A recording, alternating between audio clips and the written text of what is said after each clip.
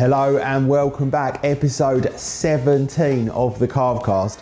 I can't believe we're on episode 17. However, saying that, I do understand there has been somewhat of a hiatus, and I have had lots of people messaging me saying, when's the next episode? When's the next episode? So yes, here is the next episode, and I do apologise for the break. I did fully intend on at least doing one a month really during the summer months, but real life gets in the way, and unfortunately I had to do various other things, including obviously work, but I had loads of projects that I did, including completely renovating my garage, which has now become an area where I've hung all of my skis. And if you go over and follow me on Instagram or TikTok, you can see some videos of exactly how I did that. But I basically 3D printed these. And what you do is you just put a screw through them. For those of you that are watching on YouTube, you'll be able to see this, but it's basically like a small ski hanger, and it's a bit of a sort of cone, if you like, and you screw it onto the wall, and then the actual binding of the ski just hooks over it, which means you can get both skis together quite nice and flat on the wall, and you can present them nicely like I have done here. I just ducked out of the way for those who aren't watching on YouTube.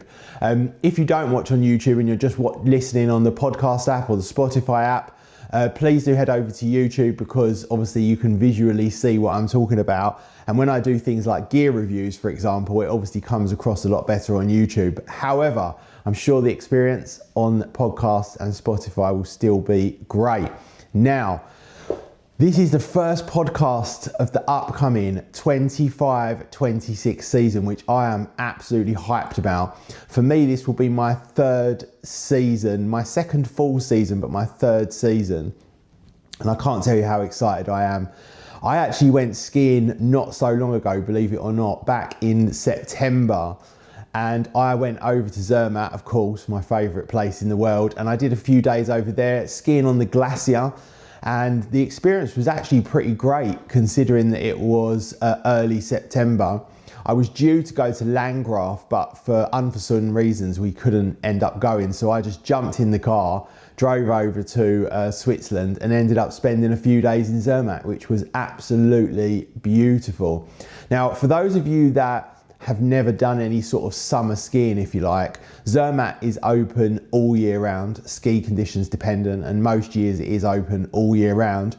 They have about 13 kilometers at the top, a couple of blues, a lot of reds, one black, and you can literally go up there and ski all year round.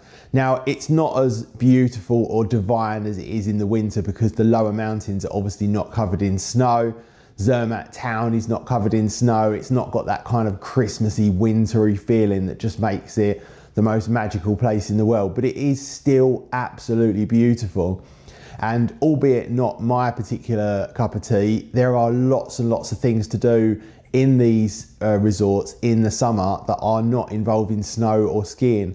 Lots of people go there for hiking, climbing, bike riding, and everything else. And Chamonix, for me particularly in the summer, really is just an absolutely beautiful place to go. The town is thriving, there's rivers running all the way through it. It is just a beautiful place to go in the summer. So I'd highly recommend looking at heading over to these ski resorts during the summertime. Grindelwald as well, beautiful place to go during the summer. And having a look. And in fact, Chamonix being so close to Lake Annecy, you can have a really lovely summer holiday, cycling around Lake Annecy, walking around Lake Annecy, boating on Lake Annecy. It's only about an hour's drive into Chamonix, and Chamonix town is beautiful and thriving and has markets and shops and restaurants. So a really, really beautiful place to go. Zermatt as well in the summer, beautiful, but I think I would probably head more towards Chamonix and Lake Annecy if I was treating it as more of a kind of non-ski holiday. But yeah, loved going back to Zermatt. I'm actually back in Zermatt from November the 20th, I believe, and I'm there for about 3 or 4 weeks, including a week in Val d'Isère. So that is my kind of next big ski adventure. However, let's talk about some of the things that are going on at the moment. Now, me being the geek that I am, constantly studying the weather and looking at all the webcams around all of the different ski resorts, I've been watching it literally vividly. And there's been a lot of snow over the past few weeks, like quite a bit of snow. Zermatt in particular, right down to less than 2,000 meters, had significant snowfall. Trottenesteg, Riffelberg, Gornergrat, all the way up to the Matterhorn Paradise were absolutely covered in snow. And on the webcams, I was sitting there literally scrolling in, wishing I was there, and they've had a really fantastic time. Just recently, a lot of the areas in Austria have had a decent amount of snow as well, which is good because a lot of the glaciers are opening, if not already open, in Austria. The Kitzstein Horn is opening October the 11th, I believe, and that is a great one to go to because they are pretty handy with the snow farming, which means you're going to have a fairly decent sized area open available. Hintertux obviously is open. A lot of those places are going to be open, and if snow turns out the way that I'm hoping to do an Austrian Glacier tour around the end of October. So if everything is looking good by the end of October, especially if they get a decent new fresh fall of snow, I'm gonna jump in the van, drive over to Austria, and I'm gonna tour quite a few of the different glaciers in Austria. Maybe not Hintertux, because I feel like I've spent too much time in Hintertux over the last few months doing my training for my teaching qualifications, but definitely the Kitzstein Horn and some of the others as well. So I'm kind of looking forward to that. And if that's something that anyone would like to join in on, you can contact me on Instagram or TikTok or whatever the case may be. Leave a comment here on YouTube or in the show notes on Spotify or podcasts, and I can let you know what my plans are. And if anyone wants to link up for a day or grab a bite to eat, I'll be on my own anyway. So yeah, let me know if that's something that you are interested in, some early season skiing in the Tyrol in Austria. To me, sounds pretty fantastic. So if anything, that will be my next ski trip. Now, my wife has been gifted by me a Stompit camp in early November in Hintertux, which actually, had I not given it to her, I would have done myself, but I have very kindly given it to her. I'm super excited for her to go on this trip. The Stompit camps really are fantastic. It's not just all YouTube and branding. They have incredible teachers. They really do know how to progress you like very quickly, and I'm super excited for her to go on that trip. In fact, I said to her the other day that I'm so excited, it's almost as if I'm going. So I am really, really excited for her to go on that Stompit camp. And I think she's really going to enjoy it and get a lot out of it. And I'm absolutely hyped to just watch the whole journey with her. So hopefully when she gets back, she can maybe jump on the podcast with me and give you guys a bit of a kind of overview of how that went for someone who is A, female, B, is not as keen on skiing as me. Obviously, I don't know if anyone is. And also for someone who is a less experienced and less able skier than me. I think that's really interesting to listen to, because they are particularly good with people that are of a kind of, you know, fairly average or even below average beginner level, to really, really push you on. So yeah, that is that. Now, what am I doing over this winter? Like I said, I've got a big trip coming up in November to Zermatt, ending in Val d'Isère, and I don't get back until I think the 15th of December, something like that. Christmas at home, and then on the 27th of December, I leave for a mega ski trip over to the Alps. This is with my wife, my family, my daughter, and some friends. We are doing New Year's in Verbier, and if you go on TikTok and search for New Year's in Verbier, it looks insane. We're only going to ski there maybe one day, maybe two, but we're really there for the kind of New Year's celebrations. Once we've done that, we're actually heading to Pila for a few days. I'm going to go and ski a few days in Pila. For those of you that remember, I went there on a ski test with Ski Exchange back in March, and I loved the skiing there. It's also incredibly cheap.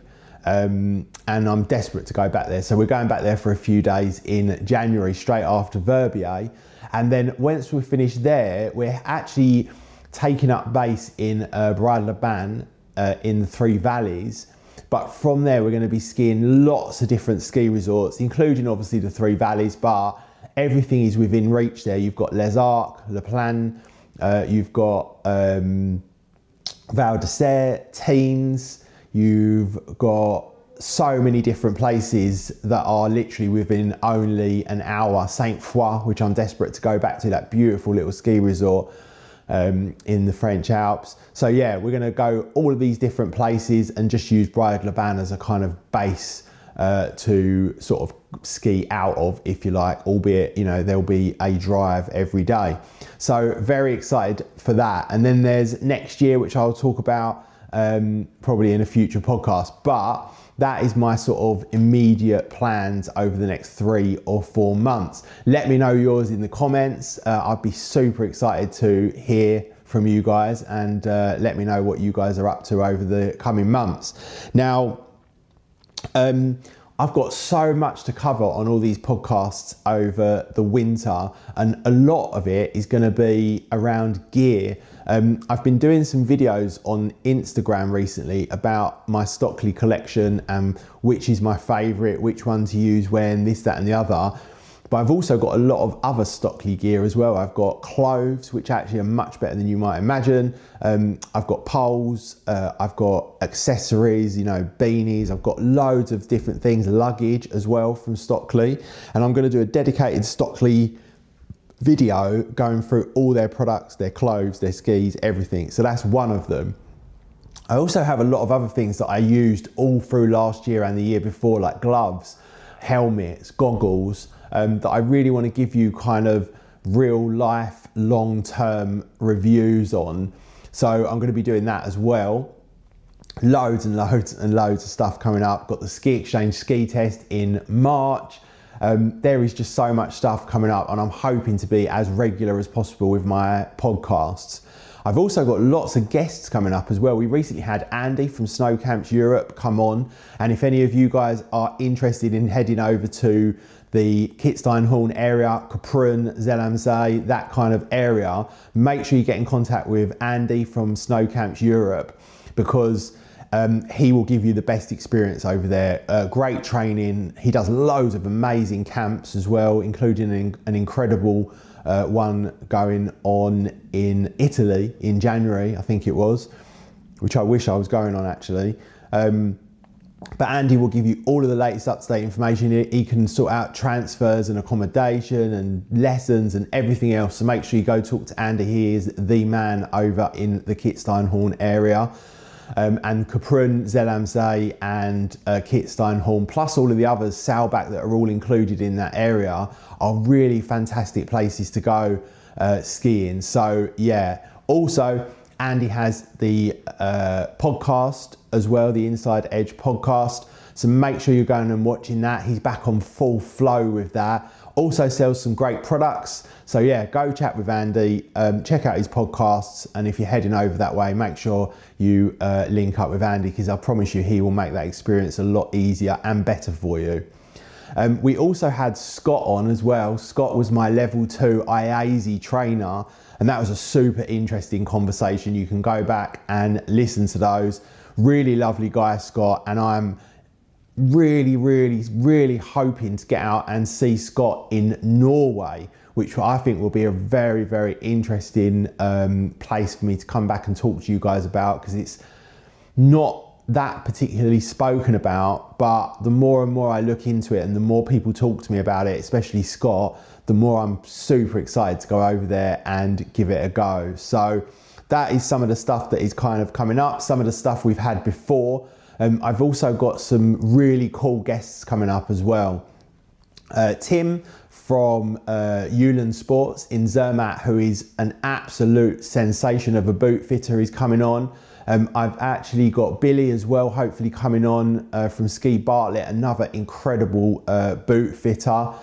And then we've also got, there's a couple that tour around the ski resorts in a camper home, camper van. They're going to come on at some point.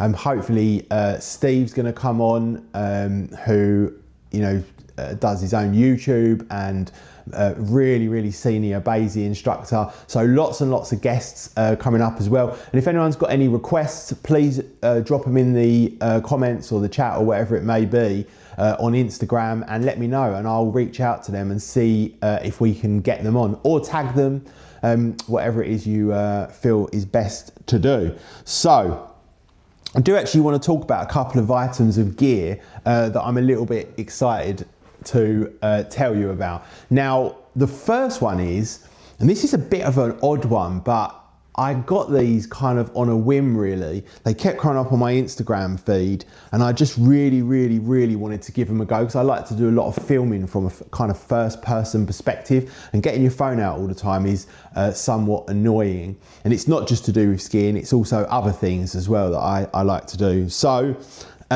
here we are. These are the Oakley Meta AI sunglasses, and they come in a kind of hard case. Now the case itself actually is a battery as well, and on YouTube you'll obviously be able to see this. On a podcast you'll have to just take my word for it. But yeah, it's a hard case, very durable, decent amount of weight to it, and I think this will charge the glasses like 3 or 4 times. Like it's a fairly decent battery in there. Little indicator on it, USB charging for the case, which then obviously feeds through to the batteries. So that is the case. Now, the actual glasses, there's lots of options, but I went for this kind of cream sort of colour. And I don't know if you could hear that, but there are also speakers that most people next to you can't hear, but you can. So you can actually play music through these, you can talk to them, but the coolest thing is if I hold this button, I can actually take a video, and I'm filming now in 3K, and it is actually much better quality than you might imagine.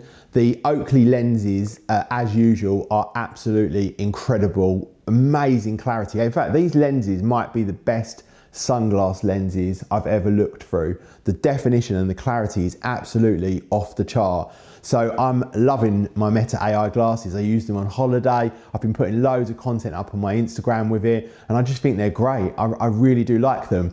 And on top of that, you also have AI in your ear. So if I go, hey Meta, what is 367,000 times 44 divided by a million?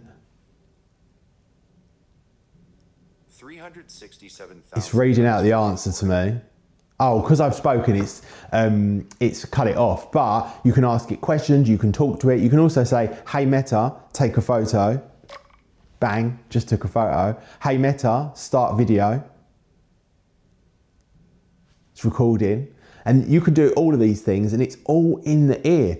So they're not even particularly heavy either. They're actually not that much different to a normal pair of glasses, and I've loved using these, and I think they'd be absolutely fantastic for skiing, because you can just grab moments and videos and photos so quickly. You could wear them underneath your helmet on maybe those warmer days where you don't want to wear goggles, and it's so easy to just take videos rather than having to hold cameras or wear straps or anything like that. Super cool. And actually, I love these glasses so much that I'm going to buy some prescription ones with clear lenses that I can use as actual glasses, just because I think they're going to be super useful. They do transition lenses as well, which are clear, and then in the sunlight they go dark. And yeah, super cool. I've been much more impressed with these than I thought. I thought there would be some gimmick that I just use once and never use again and have to sell on eBay. But as it is, I love these, and I'm definitely not letting them go, because I use them much more regularly than you might imagine. So super cool. Now, the other thing I wanted to tell you guys about is a couple of products from Anker. So for those of you that don't know, my sort of background for a lot of things is YouTube. I did a lot of tech reviews, and I got quite big on YouTube doing all of that kind of stuff. So tech is quite important to me, and it's also very useful on the slopes. So I think it's important from a skiing perspective. Now, This battery pack is an Anker battery pack. Let me see if I can see the name. Power bank, and it is a 25,000 milliamp hour battery. I don't know the exact model number, but it's very cool because the strap is actually the USB-C cable. It also has a retractable cable, USB-C cable. It's got a screen on the front that tells you everything you need to know. It is up to 140 watt total, but 100 watt per port. So you can charge a MacBook Pro from this, you can charge a phone at the same time, you can charge your GoPro, you can charge whatever you want. 25,000 milliamp hours, really, really, really decent battery. And currently on Amazon Prime is 30% off, so it's reduced from £90 to £60. So I highly recommend that you guys look that up and see if you can find it. Trying to find the model number for you. I don't have it, but if you look for a 25,000 milliamp hour Anker battery with a strap that is a cable and a retractable cable, you'll find it. In addition to that, I've also got a couple of mains chargers as well. And the reason I like to tell you guys about these is because when you go skiing, for example, and you're in a hotel, quite often they restrict the amount of plug sockets you've got. It's all very annoying. You don't want to carry around loads of travel adapters with you. And with these two products, you can literally just carry one travel adapter and plug these in. So we've got two. We've got like a wall product here that just literally plugs into the wall. And that one has got 4 ports on the bottom of it. It's got 3 USB-C, and then it's got 1 USB-A, and they are capable of charging in total up to 140 watts. It's got a very cool screen on the back of it that tells you the charge rates and all that kind of jazz. And that is a very, very cool product. Again, reduced at the moment, £90 to £65, I think, on Amazon. So super, super good quality and value product. Now, if you search for that, you'll find it. It's just Anker charger, 140 watt, model A2697. I've also got this one as well. This is an Anker Prime charger. This has got 6 ports. You plug it in through a figure of 8 cable on the back, but this has got 6 ports. 4 USB-C, 2 USB-A, but the cool thing about this is it's got a total output of 200 watts and it fits in the palm of your hand. So you can take that away skiing, one travel adapter, plug it in, bosh, you can charge absolutely everything from that. Your power bank, your glasses, your Meta AI glasses, your laptop, your GoPro, your Insta360, everything you might want to charge, you can charge on that one device, and it's super light and easy to carry in your bag. So they are some particularly cool products that I thought I would just quickly tell you about from a tech perspective that are great for gifts for the husband or the wife, or the son or the dad, whatever the case may be. For people to take away with them, not necessarily just for skiing, but in general. People take them away on holidays, they carry them around in their car. When they go up north for the day or go on a train for the day or head into London, it's always useful to have something like that with you. So there's a couple of tips of some really good deals at the moment on some great tech. Now, what else have we got to talk about in this episode? So a couple of other things. Let me just bring up my notes that I made earlier. And in fact, if any of you guys have got questions that you'd like me to go through about anything at all, whether it's resort questions, ski questions, technique questions, whatever it may be, let me know and I will cover them in a future episode in the Q&A section. So let's go through some dates for the openings of some of the glaciers in Austria. Like I said, Kitzsteinhorn, 11th of October. Solden is already open on the Glacier, 27th of September that opened, according to ChatGPT. The Pitztaler Glacier, 28th of September, already open. Cornetau, already open from the 4th of October. Stubai Glacier, open from the 3rd of October. And Hintertux is open like most of the year round. So actually, apart from the Kitzsteinhorn, pretty much everything is open in Austria. And let's hope for some good snowfall over the coming weeks so I can head out there late October. Now, a couple of other things. We've got the Winter Olympics in Cortina this year, and I am super excited to watch that. I won't be there, I don't think, but I'll definitely be watching a lot of the coverage on TV and hopefully lapping that up. It will be the first one that I've watched from the perspective that I now have on winter sports. So I am super excited about that. A couple of other things as well that I looked up. Last season saw 26.3 million skier days, believe it or not. And that is around 15%, well 13% higher than the 5-year average, despite not being the snowiest.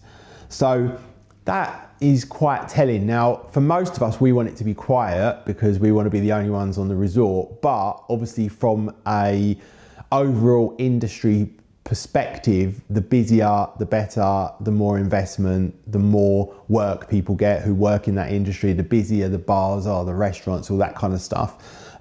So I guess over from a kind of a less selfish perspective, that is a good thing.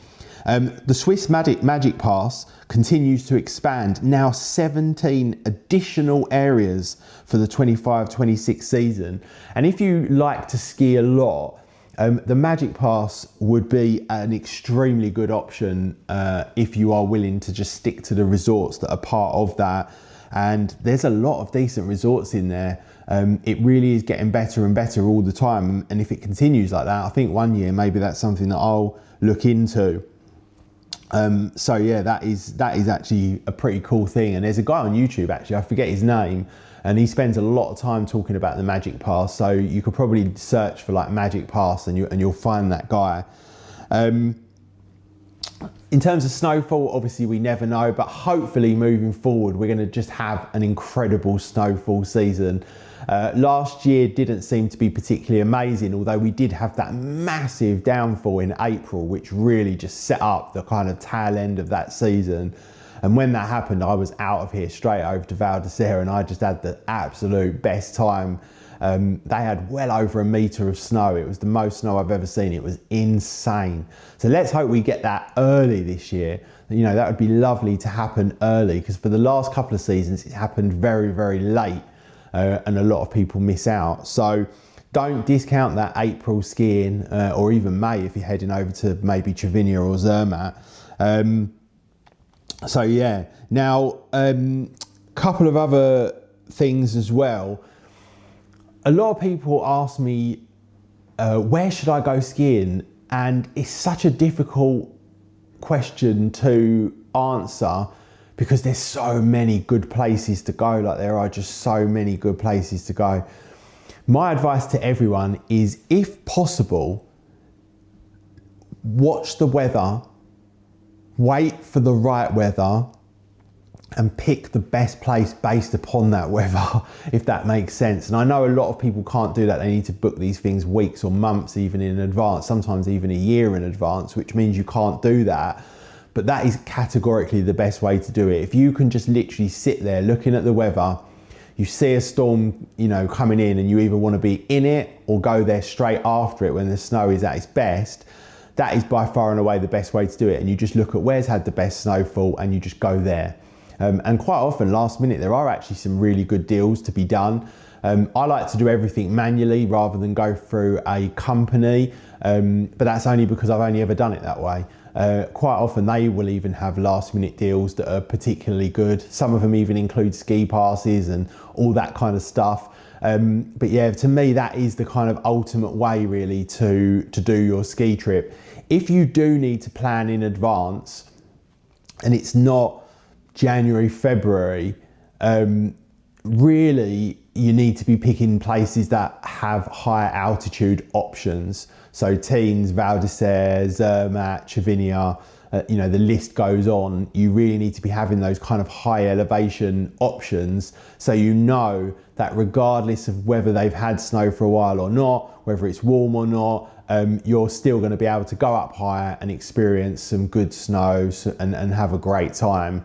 So yeah, that's kind of really how you have to pick. If you're gonna pick somewhere like, for example, Leger, Morzine, in March, that's so risky to know that they're going to have good snow. When I headed over to Glacier, I can't remember when it was recently though, March I think it was, the snow there was really lacking, and even when I went all the way up to Verbier, even by 11 o'clock in the morning it was full-blown slush, and that was at a reasonably decent time in March. So be very, very careful about what location you're picking and what time of year, if you care that much about the quality of the snow and the skiing that you're going to be able to do.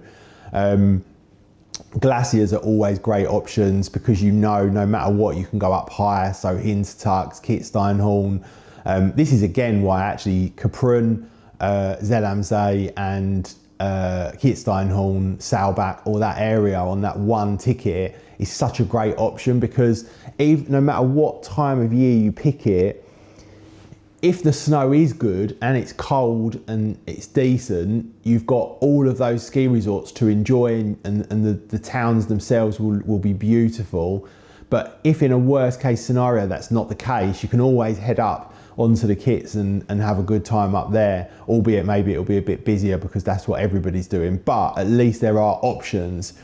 If you go somewhere like Morzine, for example, and it's not great, you're kind of going to have a bit of an issue really. So that's my kind of advice on planning where to go and when. And just remember as well, I like to avoid the French school holidays in second week of Feb to the first week of, or the end of the first week in March, because it is carnage.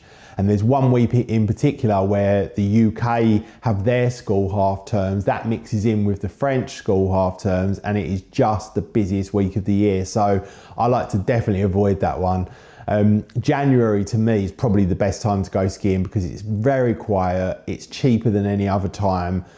You've got pretty much guaranteed weather in any ski resort in the world. So yeah, if you can get out in Jan, that's a really good time to go.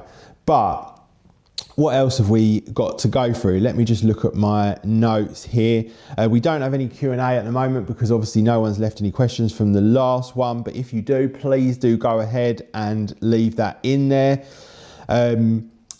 Technique stuff, we kind of went through that a lot with Scott on the last episode, and I'm hoping to have some other Basie trainers and IAZ trainers on to talk technique over the coming episodes, so won't cover that too much in this one. And in fact, I think we'll leave it there. That's been a pretty bumper packed, super fast talking episode. So thank you very much for watching or listening. I really, really do appreciate it. I only do this because I just want to talk about skiing, so it's great that other people want to include themselves in that, who have the passion that I do.